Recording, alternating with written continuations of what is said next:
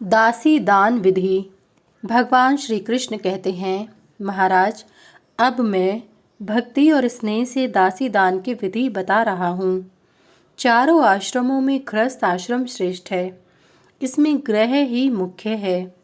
गृह में भी गृहिणी की प्रधानता है। वह स्त्री भी यदि शील तथा विनय आदि से संपन्न और सदाचारिणी हो तो फिर क्या कहना।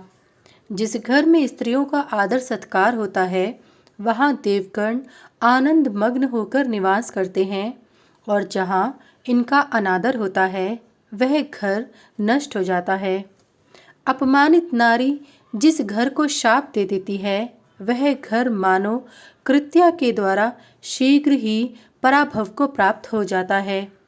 सदाचारिणी श्रेष्ठ स्त्री को कोई पुण्यवान ही प्राप्त करता है।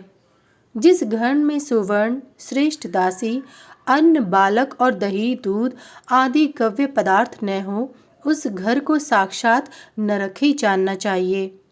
अधिपति के बिना गांव, दासी के बिना घर और घी के बिना भोजन, ये तीनों व्यर्थ हैं।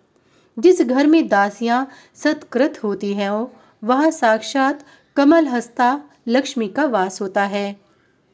जिस घर में शौच आचार व्यवहार शुद्ध हो, दास दासियों का भली भांति पोषण होता हो, उस घर में लक्ष्मी निवास करती है।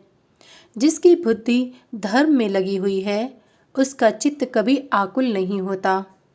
जिस घर में भार्या गृहस्थ व्यवहार में कुशल हो, दासियां अपने अपने काम में तत्पर हों और सेवक सदा उद्यमी हो, उस घर में धर्म अर्थ एवं काम का निवास होता है।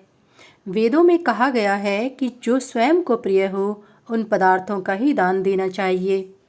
इस बात का विचार कर पर्वकाल सौम्य ग्रह युक्त स्थिर नक्षत्रों में श्रेष्ठ दासी का ब्राह्मण को दान करना चाहिए। दासी दान करने वाला अप्सरा लोक में निवास करता है।